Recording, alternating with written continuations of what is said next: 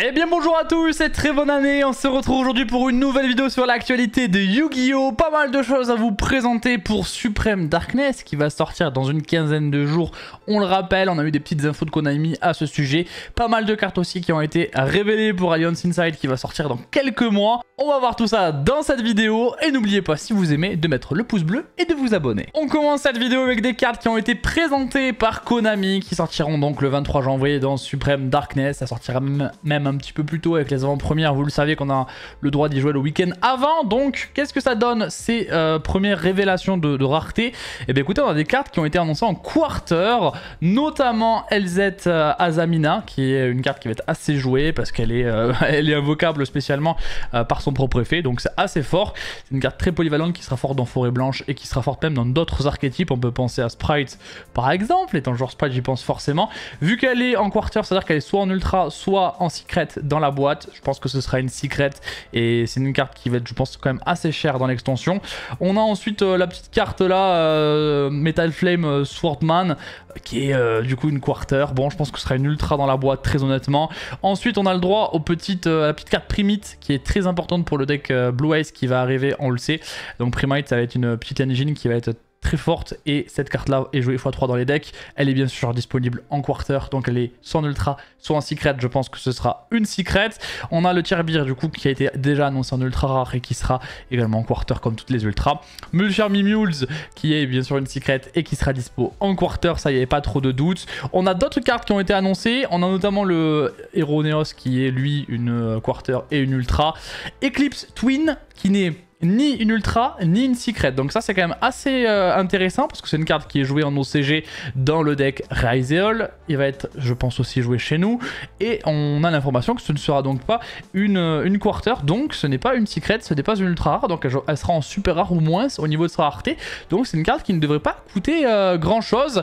On a également trois nouvelles cartes qui sont des exclus TCG qui seront pour les deux premières en super rare ou moins, donc ça c'est deux cartes qui ont pas été sorties en OCG, elles sont sorties chez nous, elles vont sortir chez nous en premier, donc on en parlera juste après. Et on a également une nouvelle carte, un nouvel archétype que je vais vous présenter aujourd'hui, les Multsurugi, je crois que je prononce ça comme il faut, et cette carte là du coup ça va être en quarter, donc c'est une carte qui sortira en secret ou en ultra rare. Avant de poursuivre cette vidéo, je vous invite à checker le lien dans la description qui mène sur mon site partenaire Nariko Games. C'est une boutique en ligne qui vient tout juste de se lancer, qui a été créée par 3 passionnés de TCG. C'est vraiment pas facile de se lancer en 2024 dans le monde du TCG. On sait qu'il y a beaucoup de concurrence, donc n'hésitez pas à leur donner de la force parce que c'est vraiment des mecs qui méritent de réussir. Le nouvel archétype, je vous en ai parlé à l'instant, Mitsurugi, donc c'est un nouvel archétype exclu TCG, donc c'est quand même assez important à souligner. Et ce nouvel archétype est un archétype rituel. On sent que Konami a vraiment envie de faire vivre les rituels, cette mécanique de jeu qui est quand même l'une des plus anciennes. Donc qu'est-ce qu'on a? On a des reptiles déjà, ça c'est important, des reptiles dark, voilà, au niveau de leurs attributs qui sont niveau 8. C'est les deux rituels du coup disponibles dans cet archétype. Le premier c'est Ameno Marukumo no Mitsurugi, donc l'archétype c'est no Mitsurugi. Et le premier donc il a 3200 au niveau de ses stats, il est très très gros. Alors je vais vous lire la carte, je vais vous la zoomer au maximum vu qu'elle est en anglais. Donc on peut invoquer rituellement cette carte avec Mitsurugi rituel, voilà, pour le coup c'est assez facile. Si cette carte elle est invoquée spécialement, donc Special Summon, on peut détruire tous les monstres que l'adversaire contrôle. Donc ça rase board, donc c'est une carte de go second qui est assez intéressante. Quand l'adversaire active un effet ou une carte, on peut en effet rapide activer cet effet. L'adversaire va discard une carte ou annuler l'effet qui a été activé. Donc soit l'adversaire annule son propre effet, soit il va discard 1, donc tu fais perdre une ressource de l'adversaire ou un effet de l'adversaire. Donc ça c'est quand même un effet qui est assez puissant, on va pas se mytho, parce que discard dans le jeu c'est quand même ça peut vraiment être chiant pour l'adversaire. Donc si cette carte elle est tribute, ouais, si elle est sacrifiée, vous pouvez ajouter une carte Mitsurugi depuis le deck à la main, excepté elle-même, et ensuite vous pouvez invoquer spécialement cette carte. Donc vous allez voir que c'est un petit peu la gimmick de cet archétype là, où si l'une des cartes est sacrifiée, on peut récupérer une ressource supplémentaire et la réinvoquer spécialement. C'est le cas de son copain qui est juste là, donc lui c'est Futsu no Mitama no Mitsurugi. Voilà, qui est très joli, on va pas se mytho. Hop, et j'essaie de vous mettre l'effet en entier à l'écran. Donc lui, il est un peu plus faible au niveau de son attaque, il a 2000 et 3004 de def, toujours au niveau 8. Donc elle peut être invoquée aussi avec le Mitsurugi rituel. Si l'adversaire invoque spécialement un monstre sauf durant la damage step. On peut cibler un monstre reptile dans le cimetière, excepté cette carte-ci. L'invoquer spécialement, donc ça fait un reborn, voilà. Quand l'adversaire va invoquer spé, vous pouvez reborn une carte du cimetière. Donc ça peut être intéressant, on peut récupérer l'autre par exemple. Ensuite, on peut activer cet effet qu'une fois par chaîne. Si cette carte elle est sacrifiée, on peut tutoriser une carte Mitsurugi depuis le deck à la main, sauf elle-même. Et ensuite on spécial summon cette carte, voilà. Donc c'est une fois par chaîne l'effet de reborn du coup. Donc ça veut dire qu'on peut vraiment reborn un peu à l'infini. Donc c'est quand même assez fort de pouvoir reborn sans trop de restrictions. Et là c'était tous les effets une fois par tour bien évidemment. Donc c'est des cartes quand même assez prometteuses et vous allez voir que les autres cartes de l'archétype sont elles aussi assez prometteuses. Les monstres de l'archétype, les voici. Mitsurugi no Mikoto Kusanagi. C'est un peu compliqué, hein. Il y a beaucoup de voyelles et de consonnes. Et on a Mitsurugi no Mikoto Saji, donc qui sont des reptiles ténèbres, toujours 4 étoiles forcément vu que les rituels en sont des 8 étoiles. Qu'est-ce qu'elles nous disent ces cartes là? Donc déjà 1600 et 400 et 1000, 1700. Si cette carte elle est norme ou spé ou si elle est sacrifiée, vous pouvez cibler une carte Mitsurugi dans le cimetière ou dans le bannissement, excepté elle-même, l'ajouter à la main. Donc ça récupère une ressource quand elle est norme ou spé. S'il y a un autre monstre reptile que l'on contrôle qui est détruit au combat ou par effet de carte, on peut sacrifier cette carte à la place, donc elle se substitue à une destruction. On peut penser notamment sur les gros, hein, sur les rituels, qu'elle pourrait se substituer à la destruction à la place de notre rituel, et ensuite notre rituel, notamment l'autre, là celui qu'on a vu ici, pourrait le réinvoquer. C'est un peu comme ça, je pense que c'est étudié. Pour l'autre, si elle est invoquée norme ou spé, ou si cette carte est sacrifiée, on peut tutoriser une carte Mitsurugi, magie ou piège depuis le deck à la main. S'il y a un autre reptile que l'on contrôle qui va être détruit par carte ou par effet de carte ou par battle, on peut le sacrifier à la place. Donc les deux ont cet effet de substitution de sacrifice. Enfin, peuvent se sacrifier, se sacrifier. En plus, c'est tribute à la place d'une destruction, donc c'est quand même intéressant. Et on rappelle que les deux autres peuvent tutoriser des cartes quand ils sont sacrifiés et se réinvoquer spécialement. Voilà. Donc pour l'instant, ça a l'air de faire des trucs, mais est-ce que ça fait véritablement des trucs? Je sais pas. En tout cas, c'est très prometteur au niveau des monstres du main deck de cet archétype-là. On va aussi avoir forcément des magies, avec une magie jeu rapide et la magie rituelle évidemment, qui est en ultra rare, hein. On n'en a pas parlé, mais on a une ultra, super rare ou commune, une autre super rare ou commune, et une ultra, donc le Mitsurugi rituel. Là, les artworks des magies sont magnifiques, vraiment cet archétype est très très beau. Alors la magie, elle nous dit que quand vous activez cette carte, vous pouvez sacrifier un monstre reptile depuis la main où le terrain est appliqué l'un de ses effets, et si vous avez sacrifié un monstre à l'activation de la carte, vous pouvez activer chacun des effets en séquence, donc l'un à la suite de l'autre. Donc cette carte permet de tutoriser un monstre Mitsurugi du deck à la main, donc ça permet de tuto, c'est toujours très intéressant. Et le deuxième effet que vous pouvez aussi faire, c'est infliger 800 de dommages et ensuite invoquer spécialement un Mitsurugi monster depuis la main ou le graveyard, mais il peut pas attaquer directement. Voilà, donc c'est un deuxième effet. Vous pouvez en plus faire une spéciale summon, donc c'est assez polyvalent. En fonction de ce que vous avez en main, vous allez avoir envie de faire l'un ou l'autre. Après, attention, on reçoit 800 dommages, donc au time, ça peut poser des problèmes. La magie rituelle, donc Mitsurugi Ritual, qui est vraiment stylée. Elle, qu'est-ce qu'elle nous dit? Je vous zoome ça au maximum. Vous pouvez utiliser cette carte pour l'invocation rituelle de n'importe quel reptile et rituel monster. Donc vous pouvez vraiment... C'est une magie rituelle qui va marcher dans toute l'histoire du jeu pour tous les rituels reptiles. Et il peut y en sortir dans les 10 prochaines années, ça marchera avec eux. Donc ça c'est quand même assez cool. Bon, les reptiles, il n'y en a pas tant que ça dans le jeu non plus. On peut activer l'un de ces effets et on peut activer Mitsurugi Rituel, chaque effet qu'une fois par tour.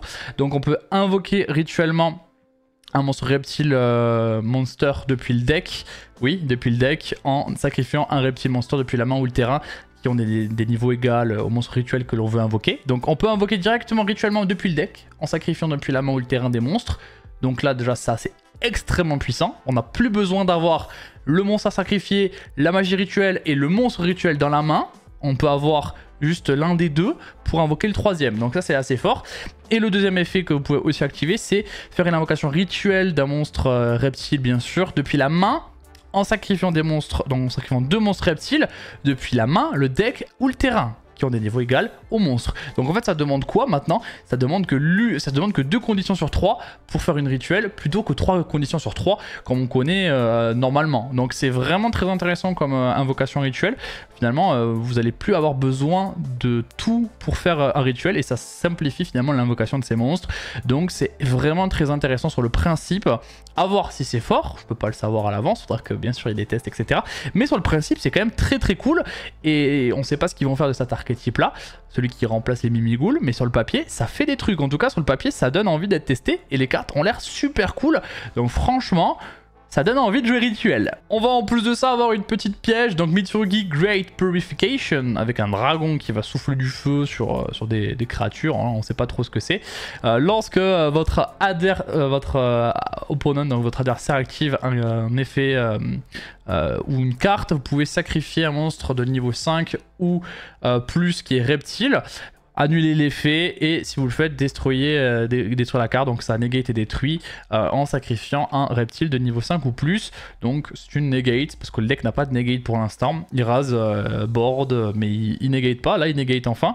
Ensuite vous pouvez bannir cette carte depuis le cimetière et cibler un reptile depuis le graveyard et l'invoquer spécialement, et si vous le faites tributer one other monster you control, et si vous le faites vous devez sacrifier un autre monstre que vous contrôlez, donc ça demande quand même une carte en plus, mais sur le principe, vous pouvez activer la carte, negate et détruire une carte de l'adversaire en sacrifiant votre rituel, et ensuite vous la bannissez pour refaire l'invocation spé du monstre que vous avez banni, enfin que vous avez sacrifié. Sauf que je crois que vous pouvez utiliser que un Mitsurugi par effet par turn, voilà. Donc malheureusement on peut faire que l'un des deux effets par tour et pas les deux, sinon ce serait un petit peu fort et un petit peu gratuit. Je vous ai parlé donc de ce nouvel archétype Mitsurugi et on a également deux nouvelles cartes qui ont été aperçues, plus que vues, aperçues. Alors là pour lire ça va être un peu chiant parce qu'ils ont mis les gros samples dessus. Ce qui est sûr c'est qu'on a la tortue pyramide qui a une nouvelle carte et le Dark Nécromancien qui est là, Necromancer Dark, donc Nécromancien des ténèbres,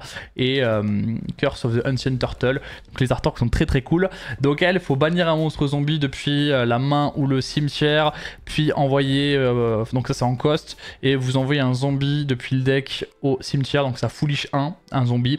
Ensuite, s'il y a un monstre zombie qui est détruit par combat, vous pouvez bannir cette carte depuis le cimetière et invoquer spécialement un monstre zombie with donc 2000 d'attaque ou moins de défense depuis le deck, donc ça fait penser à l'effet de Tortue Pyramide. Son deuxième effet fait penser à l'effet de Tortue Pyramide, même si c'est celui de Tortue Pyramide, et le premier effet, vous bannissez un zombie pour foolish un zombie. Voilà, c'est du 2 cartes combo quand même, hein, donc faut quand même faire attention à ça, mais j'imagine que ça doit aider le deck zombie que je ne connais pas énormément. La deuxième carte, donc on va en parler, 1400, 4 étoiles, donc si donc hop, j'essaie de vous le zoomer. Si cette carte elle est norme ou spé, vous pouvez envoyer un fiend ou un zombie rituel monster depuis la main ou le deck au cimetière, donc ça foolish 1. Et ensuite, donc Zen, you can add a ritual spell from your deck to your hand. Donc vous pouvez récupérer en plus un rituel spell, donc une magie rituelle. Donc ça c'est intéressant, mais ça marche pas avec l'archétype qu'on a vu juste avant, vu que c'est pas des fiends ou des zombies, c'est des reptiles. Si cette carte elle est bannie, vous pouvez cibler une des cartes bannies de niveau 4 ou moins qui est fiend ou zombie et l'invoquer spécialement. Voilà pour un petit peu ces cartes là. Pour le coup je suis pas du tout expert des archétypes zombies, je ne sais pas si c'est fort. On a fait le tour de Suda, on va maintenant parler d'Alliance Insight qui va sortir chez nous le 1er mai, et oui le 1er mai, et on a du support pour Agostar qui est un archétype qui a été annoncé dans Suda. Il y a des cartes dans Suda qui vont sortir que vous allez bientôt pouvoir récupérer, et bien Agostar, le support continue, hein, c'est un nouvel archétype, le support continue avec Agostar Partez Féroce, donc de niveau 4 guerrier, hein, c'est l'archétype qui est niveau 4 guerrier de toute façon, 1400 d'attaque et 1400 de def. Cette carte gagne 700 d'attaque et défense pour chaque autre monstre Argostar de nom différent que vous contrôlez. Elle peut monter fort parce que je crois que tous les pièges du coup sont Argostar et sont des monstres et des pièges à la fois, parce que c'est un archétype qui marche sur des pièges qui s'invoquent en tant que monstre, donc en vrai elle peut monter assez haut je pense. On peut utiliser chacun des effets suivants qu'une fois par tour. En effet rapide vous pouvez révéler cette carte dans votre main, envoyer un piège continu Argostar face recto que vous contrôlez à la main, et si vous le faites vous l'invoquez spécialement. Donc on récupère un piège qu'on avait sur le terrain pour l'invoquer spécialement, voilà, donc elle s'invoque assez gratuitement et ça nous crame pas la normal summon. On peut bannir cette carte que vous contrôlez puis poser un piège continu depuis votre main, il peut être activé ce tour. Ça fait un petit peu peur parce qu'on sait qu'il y a des floodgates, hein. On sait qu'il y a des floodgates, donc on peut se dire qu'on peut poser une floodgate et l'activer ce tour. Ça peut faire un petit peu peur, hein, cet effet là. Bon, on verra si c'est fort. Je pense pas honnêtement que ce soit pour l'instant un archétype qui menace, hein, même si cette carte est féroce. Pour l'instant on se dit que ça fait des trucs, mais on sait pas réellement si ça fait grand chose. Nous avons également Argostar, chasse géante, magie jeu rapide.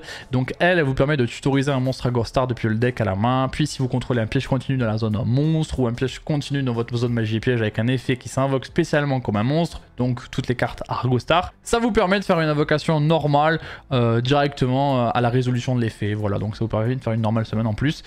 Durant la main phase, vous pouvez bannir cette carte depuis le cimetière, cibler 2 cartes sur le terrain, un piège continu que vous contrôlez inclus et les boons. Donc ça permet de boons une de nos cartes et une carte de l'adversaire en effet rapide, et on peut utiliser qu'un seul effet de cette carte par tour et seulement une fois le tour, donc on ne peut pas utiliser les deux dans le même tour. On va avoir du support pour Cyber Dragon, je crois, NT8000 Sirius, donc bon, je vais pas pouvoir vous aider sur cet archétype là. Cette carte liée ne peut pas être détruite au combat, donc ça c'est quand même assez intéressant, elle peut être un peu chiante à gérer.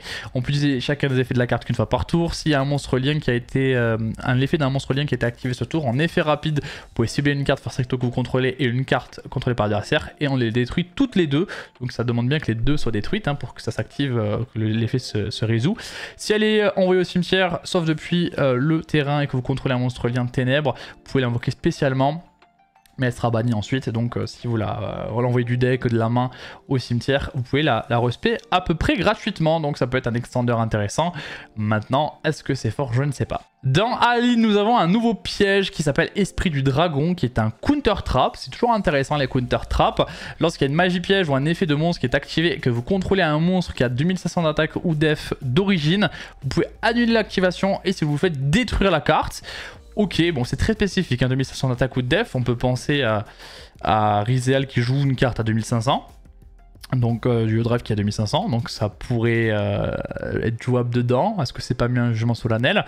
Si cette carte elle est dans votre cimetière, vous pouvez la poser en échange de 2500 points de vie. Voilà, un petit peu pour la carte qui sera anecdotique, mais elle montre un monstre par l'ancienne, donc ça peut être sympa. Dans Alliance Inside, nous avons également Philia Regis, Ténèbres Dragon. Je crois que c'est du support indirect Dragon Maid, enfin indirect.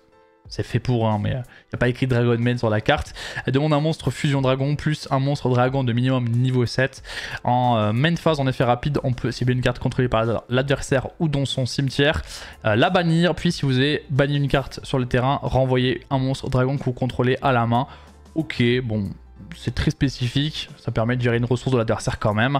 Au début de la battle phase de votre adversaire, si cette carte est dans votre cimetière, vous pouvez envoyer un monstre dragon que vous contrôlez à la main extra deck. Et si vous le faites, vous invoquez spécialement cette carte. Elle a quand même 3000, c'est quand même une carte qui est menaçante. Elle est menaçante quand elle arrive sur le terrain parce qu'elle peut gérer une ressource. Elle est menaçante au cimetière parce qu'elle revient. C'est pas une mauvaise carte du tout, je pense. On passe à une carte qui a fait parler d'elle, c'est une nouvelle staple et on sait que c'est toujours très intéressant les staples. C'est Schneider Gordian, magie normale. Attention à l'effet. L'activation et l'effet de cette carte ne peuvent pas être annulés. Donc on peut répondre, mais on ne peut pas negate cette carte. Donc ça c'est quand même très puissant de ne pas pouvoir negate un effet. Ça dit non à l'adversaire quand même, donc c'est non, tu ne la negateras pas, tu peux faire des trucs après, mais ce qui est sûr c'est que tu n'annuleras pas mon effet. Donc c'est pas cheaté, ça rend la carte équilibrée quand même. Au début de la main phase 1 ou de la main phase 2, donc on peut l'activer à 2 timings dans un tour. On peut cibler un nombre de choix de cartes face recto sur le terrain. Donc vous ciblez 1, 2, 3, 4 cartes, c'est vous qui décidez. Et pour chaque carte ciblée, on doit bannir face verso une carte depuis la main et ou 6 cartes depuis votre extra deck, puis on bounce les cartes ciblées. Donc en l'échange de ressources de votre main / extra deck, eh bien vous allez pouvoir bounce des cartes adverses. Donc c'est une nouvelle carte qui va pouvoir en go second gérer des cartes de l'adversaire. Donc c'est assez intéressant. Alors ça demande quand même de s'enlever des ressources. Donc si vous pouvez pas trop vous permettre de perdre des cartes de votre main ou des cartes de votre extra deck, vous pouvez pas trop jouer la carte. Par contre si vous avez pas si vous êtes un archétype qui ne joue pas sur l'extra deck, ça peut être gratuit, vous pouvez quand même bounce 2 cartes de l'adversaire assez gratuitement. Voilà, donc je pense que ce sera souvent, si c'est joué, je pense que ce sera souvent pour une carte, peut-être 2 si vous utilisez donc une carte de votre main que vous bannirez et peut-être aller à 6 cartes de l'extra deck pour gérer 2 cartes de l'adversaire, mais je pense que ce sera rarement plus de 2 cartes que vous allez chercher à bounce. Ça reste une carte assez intéressante et on a hâte de voir ce qu'elle va faire du côté du Japon. Nous avons une autre carte très intéressante. Moi je la trouve vraiment super cool cette carte là. C'est Jura, la divinité foudre maudite, terre psychique. Donc ça c'est du support punk en théorie. Mais la carte elle est générique, vous allez voir ça. 3100 attaque défense hein, déjà, donc elle est assez puissante quand même. Hein. Un Santo plus un monstre non synthoniseur ou plus. Chaque fois que votre adversaire active une carte ou un effet, gagnez 300 LP immédiatement après sa résolution. Donc ça vous permet de gagner énormément de life points, ça va vous permettre de gagner au time également. Durant le tour de l'adversaire en effet rapide, vous pouvez payer 1500 et sacrifier cette carte, puis activer un de ses effets. Donc vous payez des life points, vous sacrifiez la carte pour activer l'un des deux effets qui sont détruire tous les monstres face recto contrôlé par votre adversaire, donc vous faites un rase board de tous ces monstres, ou vous détruisez toutes les cartes magie piège face recto de l'adversaire, donc un rase magie piège. Moi je trouve la carte très intéressante, c'est une menace, c'est une carte pour gagner au time, c'est une carte polyvalente, c'est une carte qui a un effet assez cool, et en plus vous n'allez même pas forcément être en déficit de life point après avoir activé l'effet, parce que peut-être qu'il va activer des cartes avant qui vont vous permettre de finalement être au-dessus de la barre des 1500. Bon, c'est une possibilité. Ça fait quand même 6 cartes hein, que l'adversaire doit activer pour pouvoir la sacrifier sans être en dessous de lui. Mais quand même, c'est une menace, parce que sur le terrain, ça veut dire que l'adversaire va devoir gérer cette carte pour ensuite réellement pouvoir jouer. Et ça, c'est quand même assez puissant, on le sait. Détruire tous les monstres face recto contrôlés par l'adversaire, c'est quand même pas rien. Donc franchement, moi je trouve la carte très puissante. Et on n'a pas fini d'en entendre parler. Les decks qui pourront aller jusqu'au niveau 11 joueront la carte sans aucun problème. On a également du support héros du mal, hein, les héros du mal qui ont eu du support dans la dernière extension, enfin, en tout cas celle qui va sortir chez nous, hein, Suda. Et bien dans Aline ça continue avec Griffe Perside héros du mal, et elle est vraiment pas mal cette carte, hein, donc elle a des stats puissantes, hein, 2005-2005. On peut cibler un monstre héros sur le terrain, invoquer spécialement cette carte depuis votre main en position de défense, et si vous le faites, le monstre que vous avez ciblé gagne 300 d'attaque. Donc il n'y a pas de restriction, hein. Juste la carte elle s'invoque spécialement gratuitement s'il y a un monstre héros sur le terrain. Donc la carte déjà elle a une invocation spéciale gratuite. S'il y a un ou plusieurs monstres que vous contrôlez qui vont être détruits par combat ou par effet de carte, vous pouvez invoquer spécialement cette carte depuis votre cimetière. Puis si vous avez un monstre qui mentionne fusion des ténèbres dans le cimetière, vous pouvez pop une carte sur le terrain. Donc en plus de ça, quand elle est au cimetière, c'est une menace parce qu'elle revient et elle va très certainement popper 1, parce que les cartes qui mentionnent fusion des ténèbres, il y en a plein dans le deck héros, et notamment avec les héros du mal. Donc ça va pop 1 gratuitement en plus de ça au cimetière. Et en plus, il va falloir la gérer de nouveau. La carte, je la trouve très intéressante. Alors c'est une extender, ce sera une one-off, mais sur le principe, elle est plutôt puissante et ça a l'air d'être du support intéressant. Nous avons aussi 2 nouvelles cartes. Alors un retrain de Pégase, voilà, encore un retrain de Pégase, j'ai envie de dire. Pégase aux ailes de feu, le cheval céleste cramoisi, 2250-1800 de def. Donc bien sûr on se rappelle de Pégase, une carte mythique de Yu-Gi-Oh! Niveau 6, si l'adversaire contrôle plus de monstres que vous pouvez invoquer spécialement cette carte. Bah voilà, ça fait penser à Cyber Dragon. Et si vous le faites, elle peut attaquer directement ce tour. Donc elle peut attaquer direct les life points de l'adversaire. Ça peut être une carte forte post-side en go second, hein, à quelques minutes du time. Hein. En tout cas, méfions-nous de ce genre de carte. On peut l'invoquer qu'un seul Pégase de cette manière par tour. Lorsque l'adversaire active un effet de monstre sur le terrain, en effet rapide, vous pouvez infliger des dommages à votre adversaire égaux au nombre du maillon de la chaîne de cet effet x 300. Et si vous le faites, cette carte ne peut pas être détruite par effet de carte activé avant cet effet dans la chaîne. Alors qu'est-ce que ça veut dire? Ça veut dire que si vous activez cet effet de carte chaîne 2, vous allez infliger 600 à l'adversaire, j'imagine, vu que c'est 300 x 2, donc ça fait 600. Et c'est-à-dire que tous les effets qui ont été faits avant la chaîne 2 ne peuvent pas pop la carte. Voilà, donc en fait vous devez pop la carte par exemple en chaîne 1, et ensuite il active son effet de Pégase. Vous allez prendre 600, il ne sera pas détruit si vous faites des effets en chaîne 3, 4, 5, 6. Par contre, l'effet en chaîne 1 va bien le détruire. C'est comme ça que j'interprète la carte, parce que je l'ai mal lu. Activé avant cet effet dans la chaîne. Avant cet effet dans la chaîne, est-ce que c'est avant, donc chaîne 1, ou avant, mais du coup qui se résout après? C'est la question. Il y a moyen que ce soit avant et qu'il se résout, que ce soit chaîne 1. Et du coup ce serait l'inverse de ce que j'ai dit, voilà. Donc il faudra bien une précision par rapport à ça. On sait que c'est de la traduction aussi sur du japonais, donc on n'est pas sûr non plus de toutes les traductions. Maintenant, sur le principe, la carte est intéressante pour son premier effet, et en plus elle peut burn sur son deuxième effet. Quoi qu'il arrive, la carte pourra burn, donc au time, ça fait vraiment une carte qui peut faire un petit peu peur quand même. On a également le dragon serpent nocturne, le dragon maléfique, ça aussi c'est un retrain, donc c'est marrant d'avoir retrain 2 cartes, moi je trouve ça toujours très intéressant pour le coup. Niveau 7 ténèbres avec des stats voilà, un petit peu atypiques. On peut sacrifier un monstre ténèbres depuis la main ou le terrain et l'invoquer spécialement cette carte depuis la main. Alors à noter que c'est un dragon, donc peut-être que dans des links ça peut être très fort. Vous pouvez utiliser cet effet qu'une fois par tour, donc on peut l'invoquer SP en sacrifiant un ténèbre depuis la main ou le terrain qu'une fois par tour. Si elle est détruite au combat, cette carte vous pouvez cibler un monstre contrôlé par l'adversaire et l'envoyer au cimetière puis la respect. Voilà. Et ça c'est pas une fois par tour par contre, hein. parce que l'effet de la spé c'est qu'une fois par tour, mais par contre cet effet là c'est pas qu'une fois par tour, hein. Donc méfions-nous, ça peut faire des choses un peu bizarres. En tout cas c'est pas des mauvais retrain, je trouve que les deux cartes sont assez marrantes et assez voilà, elles font des effets un peu inédits. Voilà pour les annonces de cartes, j'ai fait de mon mieux parce qu'il y a certaines de cartes qui n'ont pas encore été traduites en française, donc j'ai traduit un peu en direct. Désolé si ça a été un petit peu imprécis. Les Mitsurugi en plus c'est des effets qui sont un peu spécifiques, j'espère que vous avez compris, sinon on aura l'occasion d'en reparler, ne vous inquiétez pas. Je vous laisse là, on se retrouve bientôt, c'était SD, tchuss.